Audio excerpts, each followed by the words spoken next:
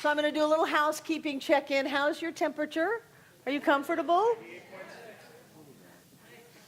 So Anthony, I'm going to ask you to lower the house lights a little bit. I know they're not regular lights anymore. They're LEDs, but they do put off some light. Lower it down a little bit, and lower the stage lights down just a little bit so I can still see everybody. And everybody think cool and relax. All is well. Good morning. Mental and spiritual healing. It is what we do. We come to this center, we come to places like this to heal. Every one of us does. Whether it is a physical healing, whether it is a mental healing, a psychological healing, an emotional healing, a spiritual healing, whatever it is, we come to heal. Because healing is simply a revealing of the truth of who we are. And so we come to reveal more of that which we are. And it doesn't have to be physical. I know that there are plenty of people who would say, this teaching saved my life. I know that I believe beyond a shadow of a doubt I would be deader than a doornail had I continued on the path that I was on of self-destruction and victimization and not found that spark within me that allowed me to grow into who I am today. And my guess is that there are other people who would say that this teaching, this center, has allowed them to not only be alive, but to be alive, to be vibrant, to be awake, to be aware, to be experiencing life at ways that they never thought would be possible 10 years ago, 20 years ago, 30 years ago. And so I want to talk about this idea of healing. I know that one of the things that touches me so deeply in this teaching is the way that I personally found myself and was able to go from lost. Not only did no one like me, but I didn't belong in any group, in any family, in any class, in any circumstance, because I didn't feel like I belonged on the planet. And what happened was, as I started hearing someone say, you are perfect, whole, and complete. And what came up for me was, well, you obviously don't know who I am. If you think I'm perfect, then you just, haven't heard about what I've done in the world and what things I've been a part of. And yet there was this constant reinforcement that there was something inside of me that was perfect, and the heavens are singing. There's this constant reinforcement that this sense of aloneness that I had had all of my life could have something. That there was this possibility that it could be true. I told you the story about being 4 and going around telling people I was a princess. I knew there was something that I was looking for. That there was some place that I could fit, that I could be okay, that I could belong. Some place where I was not immediately kicked out of, called names, and found myself alone again. And so in my searchings, which took me through a lot of Eastern theology. My first marriage happened at the Saraswati Mahashakti Ashram in Miami on the river because I was very involved in that, looking for something, thinking that if I could only divest myself of my ego and my desires, that I could find that part of me that would be acceptable, that would be okay. And then I came into Science of Mind and I learned that my desires and my ego were a part of me. And I didn't have any part of me that was wrong or bad that I had to get rid of. That all I needed to do was open up to that presence of the divine that was already in me. And I was a lost soul. And yet I found something. And I didn't go out and get it. I had to find it inside of me. And this is the healing process that this teaching or teachings like this offer people. And it's offered to us. That we are not broken, We do not need to be fixed. We are already connected. How in the world could we be alone? There is only one. Every being on the planet is another us. We are connected with all that is. The native teachers say that there is a light, a thread that connects each and every one of us to each other and to all beings and all things, because there's only one.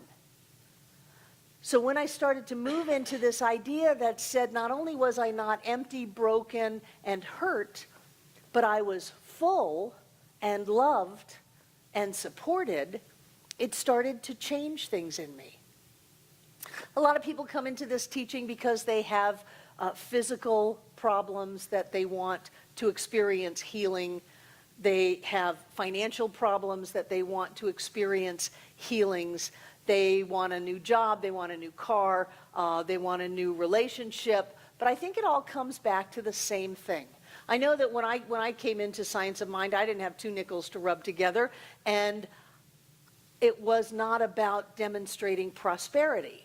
Although I learned how to demonstrate prosperity, and I've gotten pretty good at it.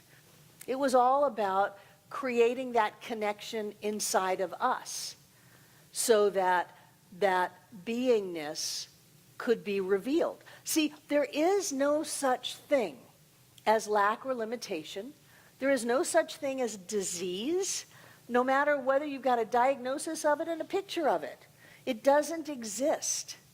There is only the infinite, absolute oneness of God. And that infiniteness must manifest in its totality at every point. And so all of the health and wholeness that is at the point of view right now. And you can never screw that up. You can cover it up.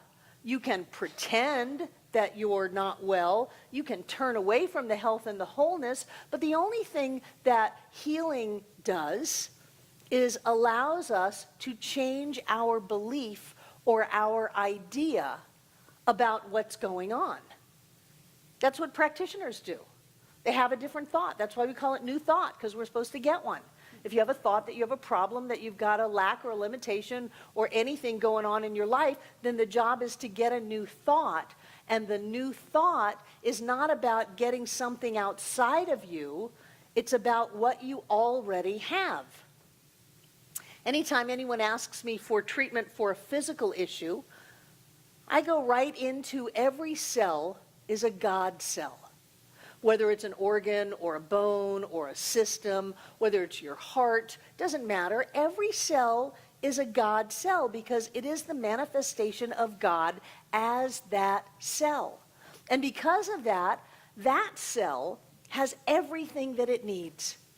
You cannot have an infinite and have it be lacking something.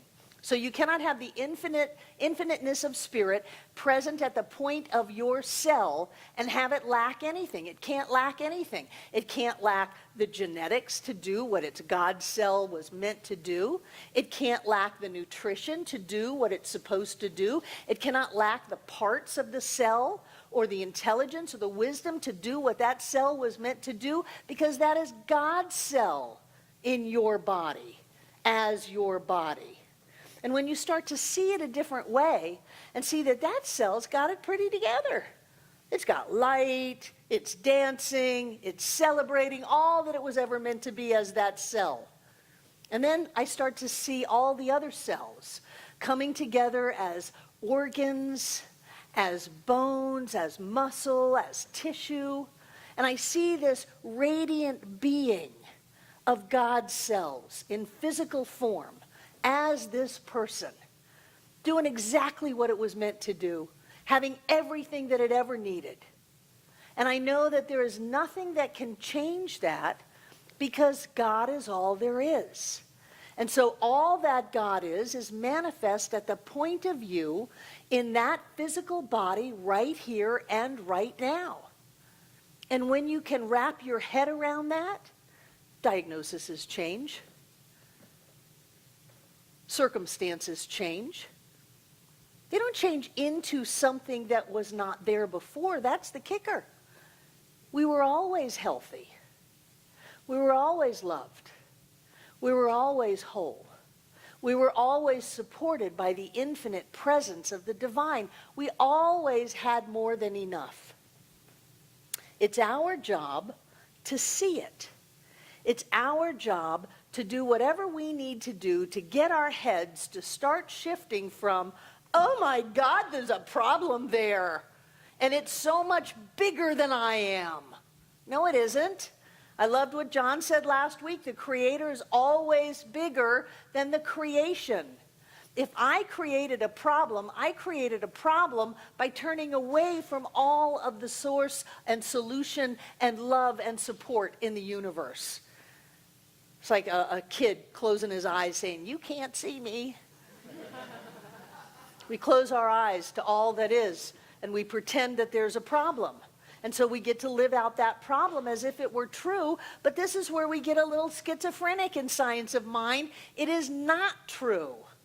Just because you have convinced yourself that you've only got a certain amount of money, that you'll only go so far in the world, that your physical body is like this, just because you've convinced yourself doesn't mean that it's true.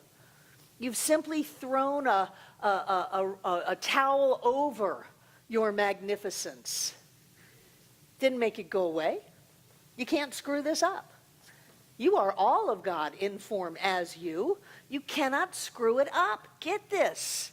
You are magnificent, glorious, divine beings. And whatever it is you need, you have. You already have it. But if I go into my world and I say, oh, but I feel so badly about myself that I don't think I deserve it, then I start to create the lie that says I don't have it. But if I can start to look at this idea of healing, that before prosperity issues, before physical issues, before issues of circumstance came into my life, I wasn't connected. That I had feelings about myself that said I don't deserve it, I'm not good enough, I shouldn't have it, nobody loves me, God has always been the one to avoid, because whenever I got in God's light, I got screwed. When I can move into this idea that says, I am loved beyond my wildest dreams. There is already perfection within me. I was created out of perfection. My body was made out of perfection, not from genetic predispositions. If you want to go with genetic predispositions, let me tell you, you've got God's genes. Those are your genes. You want to inherit genes? You inherited God's genes. Perfect in every way. Beautiful. Healthy. And then our bodies change. Then the body of our affairs change. Our monies change. Our relationships change. Our vehicles, our houses, whatever it is, they all change because we change. There is an inherent health and wholeness within each one of us. It's not just physical. It's the health and wholeness of our heart. It's the health and wholeness of our past. It's the health and wholeness of the way we see the world. And when we are in alignment with that, then nothing can hold us back. You're destined for greatness. Where's Sandy? I saw you. There you are. Wonderful song. Wonderful song. Because we have that inside of us. And when we open to it, then people go, oh, it was a miracle. It was a miracle. We have miracles here every day. Every day we have miracles. This teaching was started by mostly women on Mother's Day. Let me go off a little bit. This teaching, whether it was Science of Mind, I'll step back way before that to Annie Ritz-Mollitz, to Melinda Kramer, to Emma Curtis Hopkins, to the women who went out and said, you're dying. You're dying of tuberculosis. You're dying of infection. The doctors gave up on you long ago because they don't have anything. They don't have penicillin. They don't have antibiotics. They don't know what to do. You're dying of that. And we will teach you about a presence and a power that is already within you that cannot be denied. These women didn't have a right to property. They didn't have a right to their own bank account. They didn't have a right to vote, and they didn't have a right to their kids. And they went out on the road, and they said, we'll take the hardest hit of society and lift them up with this idea that says God is all that there is, and God is right in the middle of you. You got a physical problem? God's in that. God's already healthy. God's already in your soul. God's already beating your heart, digesting your food, being your skin. God is already your lungs. You breathe clearly now. And the masses were healed because it wasn't about trying to fix them. It wasn't about trying to change them. It was about revealing the health and the wholeness that already is. If we had to change people, we would be all up the creek. We don't. Somebody calls the practitioners, they move into treatment, and what do they know? That health is already here. We don't care that there's an ambulance involved. We don't care that the emergency room is the scene of the love fest. Health and wholeness is already here, and it cannot be denied. Love is all that there is. You have never been alone. You have never been lost. You have never done anything wrong. You have never been out of the heart of God and the arms of love. That is the truth of who we are. And when we get clear about who we are, everything changes. Don't miss this piece. If you're in darkness, it's just because your eyes are closed. So open them to the light that you are. And get that if God is all that there is, then God in its entirety must be the point of you right now. You have never done anything to alienate yourself from that. Nothing is impossible, and you can't screw this up. Thank you.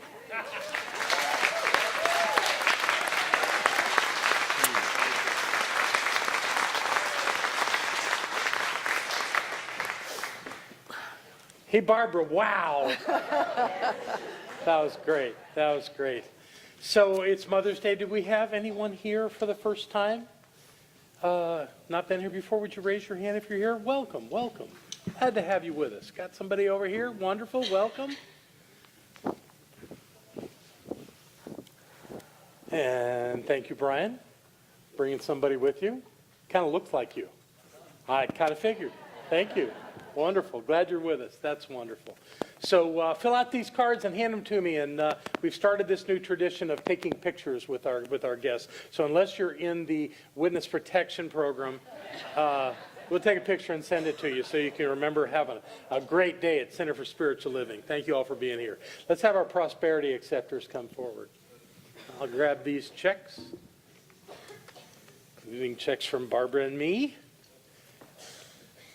We're going to do our little ritual we do with the money that we give to the center. And if you would please take it, hold it in your hands close to your heart. And know with me that there is that presence and power that dwells always at every point in all of creation, including the point of our money and our giving, that we support this center richly and that we are richly returned with this amazing flow of life and love and money and all of the blessings that come with it. And that all is well in our world, and the more we know that, the more we see that. So in this dynamic flow of spirit, only good can come and only good can go. For all that is God is good, and that's the truth. And knowing that it's so, we'll repeat these words together aloud. I freely and joyously give from the abundance and fullness of my overflowing wealth, knowing my gift goes with love as it touches and blesses the world. And so it is.